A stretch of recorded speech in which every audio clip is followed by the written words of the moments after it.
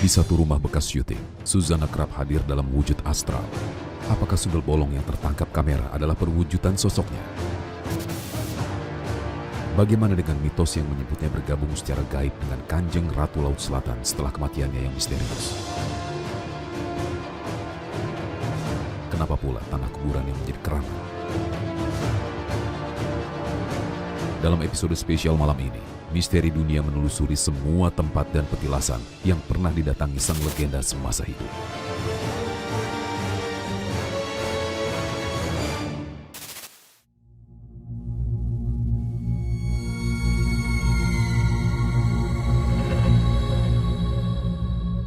Napak tilas tim Misteri Dunia tiba di satu rumah di Jalan Teguh Umar, Jatingaleh, Semarang. Di rumah berarsitektur kolonial inilah syuting Beranak Dalam Kubur, salah satu film legendaris Suzana, dilangsungkan. Meski kondisi masih terawat dan ditempati pemilik yang seorang purnawirawan tentara, penampakannya angker dan menyeramkan.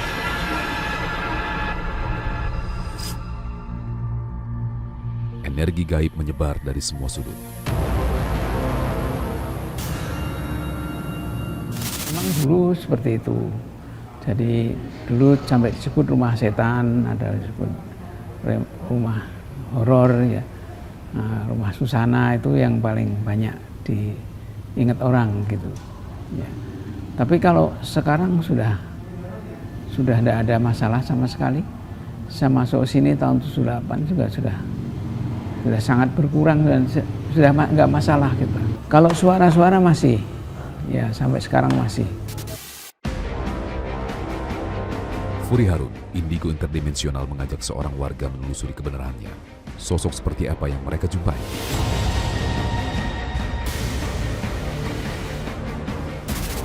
Dan karena tema kita juga kan sedang membahas Bunda Susana, ini juga merupakan rumah yang jadi legenda gitu pada saat beliau memerankan Sundel Bolong di Beranak Dalam Kubur. Nah, tapi Pak Pram sendiri udah pernah ke sini? Udah sering kesini, belajar di sini. Dan angker memang? Ya lumayan sih, di lantai 2-nya itu kan karena kosong dan pernah dipakai syuting Susana Beranak Dalam Kubur, jadi mitos-mitos itu berkembang dengan liar, apalagi lokasinya kan lantai 2 kosong, terbengkalai, jadi pasti wow. Iya. Oke Mas Pram, kan mitosnya katanya ada hantu Sundel Bolong yang dipercaya sebagai Susana gitu. Nah, apa memang ada orang yang pernah melihat secara langsung atau bagaimana? Banyak kabar yang beredar seperti itu, banyak YouTuber yang juga masuk juga seperti itu, tapi kebenaran tidaknya kita bisa telusuri bersama sih untuk membuktikannya. Betul. Oke pemirsa, kita akan masuk ke lantai 2 ya. Oke, mari siap.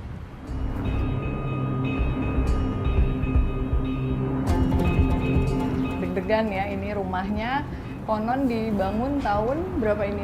1800-an ya? Kurang tahu bangunnya, cuman tahun 71 dipakai syuting Susana. Dipakai syuting Susana tahun 1971. Oke, kita masuk ruangan sini. Kita masuk dari pintu samping.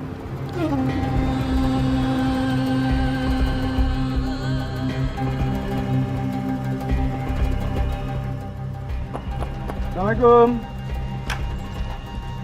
Assalamualaikum Mbak Said. Ini Ya, Puri. mohon izin untuk ke tempat saya. Ini.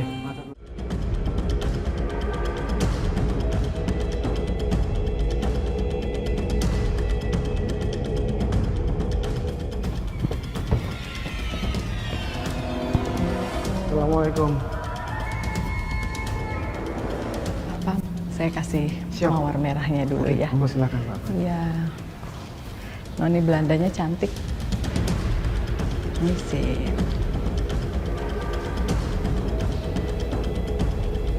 Nah, Pak Pram, kan kalau tadi di tangga tuh pas naik, kan memang ada perempuan bergaun putih, cuman wajahnya agak rata. Jadi saya nggak terlalu jelas apakah dia orang Belanda atau orang Indonesia. Nah kalau ini kan ada Noni. Nah kalau Pak Pram sendiri dari sering datang ke sini, di kamar itu ada apa? Jadi kalau kami dari Semarang masuk ke lokasi, cuman bayangan kayak asap, kayak gumpalan awan warna hitam, kayak berterbangan. Jadi bukan sosok yang jelas sekali, cuman seperti gumpalan awan. Kalau di bahasa metafisika kami menyebutnya the vortex, energi. Oke, kita masuk ke kamar tempat make up-nya ya? Ini kamar mandi, Ini batap, kamar ada mandi. batapnya. Oh, yang ada Ibu Sundel. Yang paling wow ini. Paling wow, oke. Oke. Nggak boleh takut, King. Ada Pak Pam. Masih disegel. Oke, mari Kak. Mari. Assalamualaikum. Kita masuk di kamar mandi. Ini kamar mandinya udah tua. Jadi ini yang batap yang dipakai ketika film Susana Berat dalam Kubur ya di sini. Makanya setelah dipakai sorting kan kemudian tempat ini menjadi angker. Iya. Bahkan sering aja muncul sosok Sundel Bolong tersebut, gitu kan. Entah itu Susana arwahnya atau jin yang memvisualisasikan dirinya sebagai Susana Sundel Bolong, kita nggak tahu. Tapi yang jelas di sini memang pusatnya keangkeran di rumah ini. Merinding gua kalau ceritanya. Iya.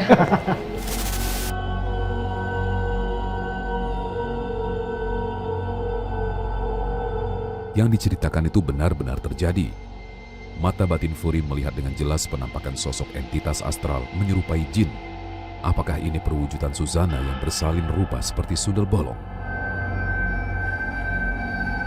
Cuman kalau Kak Furi sendiri melihat ini bukan sosok Susana, bukan. Tapi memang jin yang menyerupai seperti Sundel Bolong, dan dia bilang dia sudah lama tinggal di sini dari zaman dulu, dari sebelum bathtub ini dibikin. Zaman Belanda. Iya.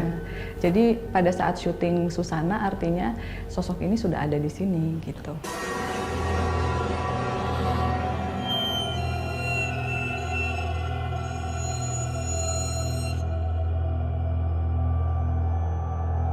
Kalau Bunda sendiri adalah orang yang memang sangat menghargai keberadaan mereka yang tidak terlihat. Kan Bunda juga sering meditasi, sering berdoa juga gitu, seperti yang kemarin kita datangin tempatnya. Nah, tetapi sosok si Sundel Bolong ini juga pernah memperlihatkan diri gitu ke Bunda. Tapi pada saat itu Bunda hanya berdoa jangan diganggu karena ini saya sedang memerankan film gitu. Jadi sepertinya Bunda tahu waktu itu. Tapi kalau Kak Furi lihat memang dia Sundel Bolong asli.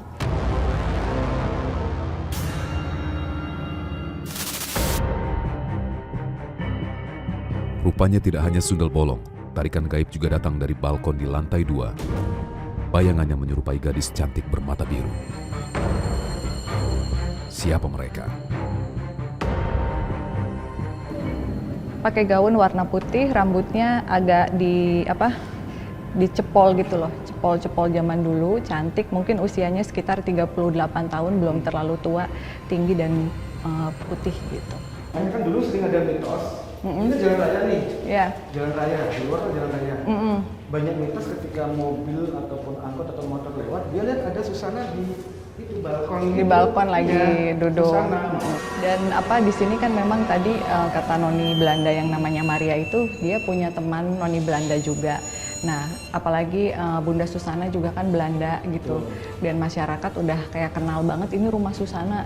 Jadi pas ada penampakan noni gitu, dipikirnya Susana.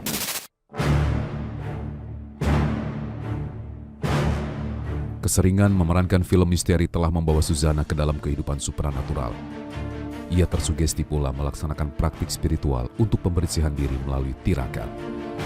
Kami mengunjungi salah satu lokasi meditasi favoritnya bernama Sendang Umbul Jumprit yang berada di Kecamatan Ngadirejo, Kabupaten Temanggung.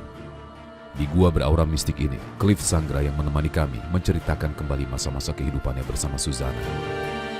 Ia mengaku sering mengantar sang istri ke tempat yang akan selalu membawa energi baik usai mereka datang.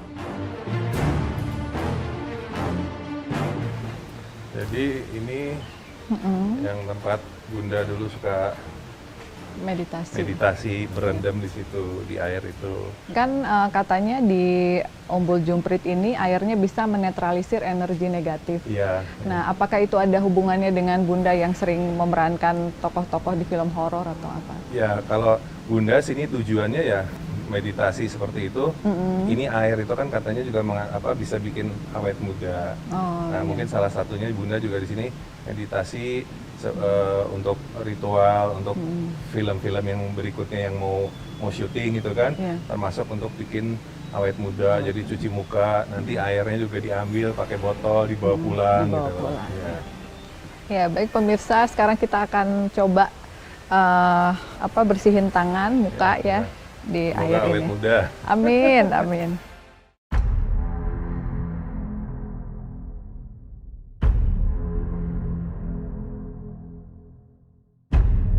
Tentunya untuk orang-orang ya, apalagi ratu film horor yang seringkali memerankan tokoh-tokoh hantu ya, itu akan sedikit banyaknya berpengaruh terhadap diri kita gitu, baik secara energi ataupun secara emosional. Jadi dengan melakukan meditasi di sini, dengan membuang energi-energi negatif, maka segala hal yang berhubungan dengan spirit yang diperankan, terutama apabila mereka merupakan bad energy, itu akan hilang. Kalau saat ini memang Bunda sedang tidak berada di sini ya, tapi memang beliau seringkali melihat sosok dari Om Cliff. Katanya beliau sering melihat Om Cliff pada saat malam-malam datang ke sini bersama pasangannya. Tapi kalau untuk Bunda sendiri, beliaunya nggak cerita.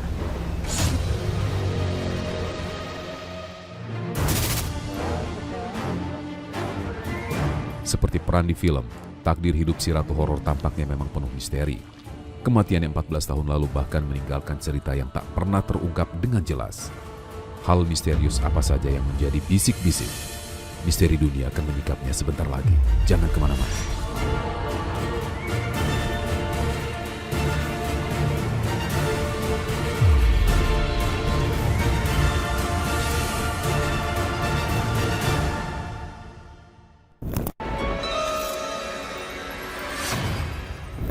Siapa yang tidak kenal penyanyi top? Saya adalah penggemar berat Anda loh. Asyik!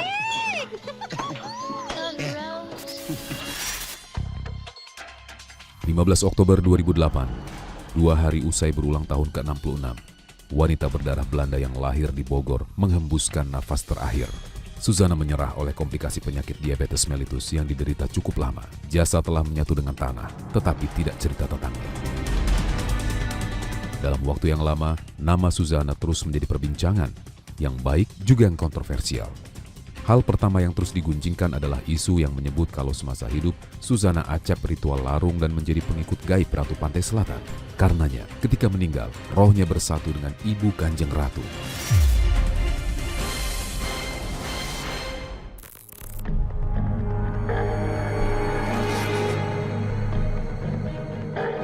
Tim penelusuran mendatangi pantai Parangtritis, Yogyakarta untuk menyingkap kebenaran cerita ini. Furi Harun sengaja memakai kebaya berwarna kuning. Cliff Sangra terlihat tegang dan berharap bisa melihat wajah sang istri.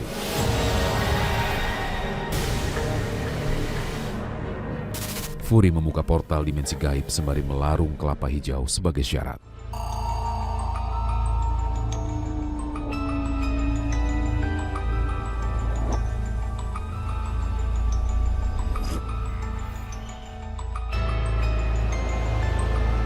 Nanti begitu airnya datang, baru dilepas gitu.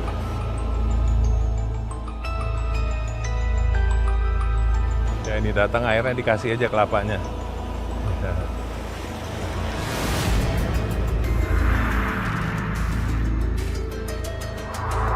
Di malam itu, satu kenyataan gaib tersingkap. Furi yang melakukan interaksi di alam dimensi lain melihat kalau wujud Suzana benar-benar berada di istana Ratu Pantai Selatan. Ia juga membuka mata batin Cliff untuk bisa melihat wajah wanita yang dicintainya. Kelapanya kan langsung diambil sama ombaknya itu, berarti diterima gitu loh. Jadi kita ngasih kelapanya untuk Ratu Pantai Selatannya itu, ya kita bukan diterima lah gitu. Seperti yang Ibu Susana lakukan dulu ya seperti itu. Jadi begitu kita berdoa, ditaruh biasanya langsung diambil sama ombaknya itu.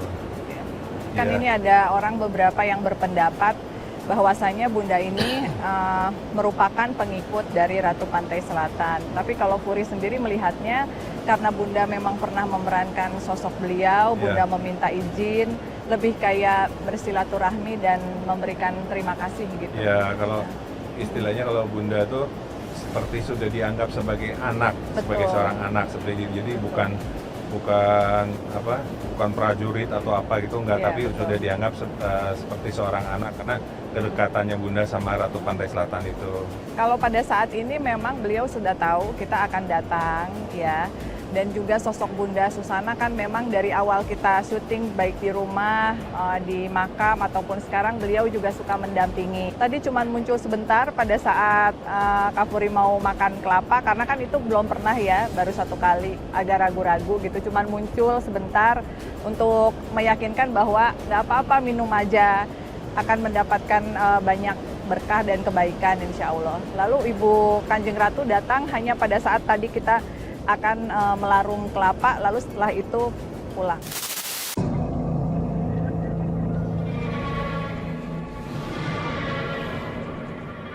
Napak tilas kami sampai juga di TPU Giriloyo, Magelang. Disinilah Ratu Horor beristirahat untuk selamanya. Kedatangan ke kuburannya sekaligus untuk menjawab misteri yang tak kalah mistiknya. Berawal dari pengakuan Cliff kalau sebelum meninggal, istrinya pernah bersumpah ingin menjadi seekor burung. Memang semenjak kita dari rumah, bahkan sebelum kru dari Trans 7 ini datang, Bunda memang seringlah menampakkan di rumah. Jadi percaya atau tidak percaya, jadi saya menganggap memang Bunda sudah nggak ada, tapi masih suka hadirlah di dalam rumah itu yang di Magelang itu masih suka datang. Jadi sebelum Bunda meninggal juga, Bunda tuh sempat bilang sama saya, besok kalau aku meninggal, aku pengen jadi burung. Bunda tuh bilang begitu. Loh, kok mau jadi burung? Saya bilang, emang kenapa? Supaya bisa ngikutin Papa kemana saja. Bisa Papa pergi kemana saja bisa saya ikutin. Itu mau percaya dan tidak percaya silahkan.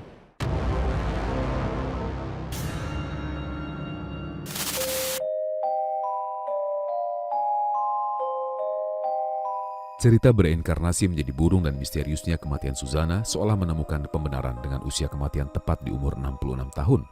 Angka keramat oleh sebagian orang. Kita berdoa dulu.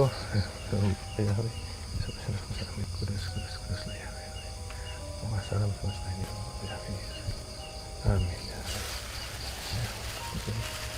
Enggak, kesukaannya Bunda. Kesukaannya Bunda. Iya. Ada hanya tersenyum aja sebentar pada saat tadi kita berdoa terus pulang. Pakai bajunya putih, kayak ada rendanya gitu, cantik.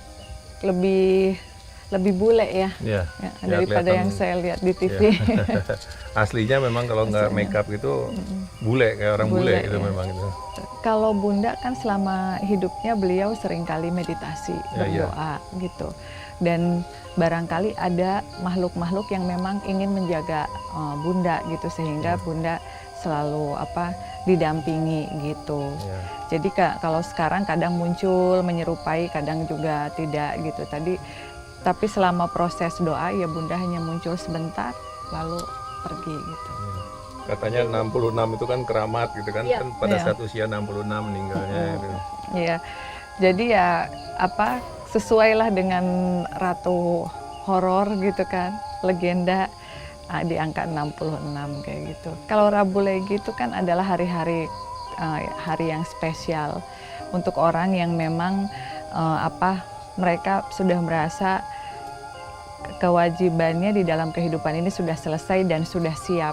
Itu artinya tidak bisa sembarangan orang untuk bisa memilih hari yang baik gitu untuk meninggal, dan barangkali itu adalah kesiapan beliau sendiri karena kan sebelumnya sudah mengucapkan pesan-pesan gitu sama Om Cliff gitu. Jadi beliau udah siap di hari itu. Jadi cantik banget. Mitos ini berkembang semakin liar. Selain ada yang percaya kalau jasad Suzana tak ada di liang lahat juga menjadikan tanah kuburannya keramat. Banyak yang mengambil untuk praktik perdukunan. Kan saya ada fotonya juga waktu pemakaman kan sempat saya foto gitu kan. Ada jadi yang hadir di sini yang menyaksikan Bunda pada saat Bunda meninggal di rumah memang ada yang menyaksikan seperti Ketua RT, Ketua RW, terus pengacara dari Polresta Magelang, kan, Ketua lingkungan, ada Romo juga, ada pastor yang datang menyaksikan bahwa itu yang penggali-gali kubur tuh, maka mereka menyaksikan itu Ibu Susana gitu. Jadi nggak mungkin lah lagian mau kemana gitu. Iya, tapi saya juga mau mempublikasikan itu kan. Bunda udah pernah bilang sama saya tidak mau dilihat dalam keadaan pucat. Ya, tidak mau dilihat di dalam peti gitu kan. Jadi mau Bunda itu dikenang seperti orang-orang lihat Bunda di bioskop, di film, mau kelihatan tetap cantik. Terus juga jangan meminta-minta, jangan ingin mengambil sesuatu gitu. Kalau memang datang berkunjung untuk mendoakan, ya silahkan begitu. Dan Bunda juga nggak suka gitu kalau kita datang mau minta kecantikan, pamor gitu.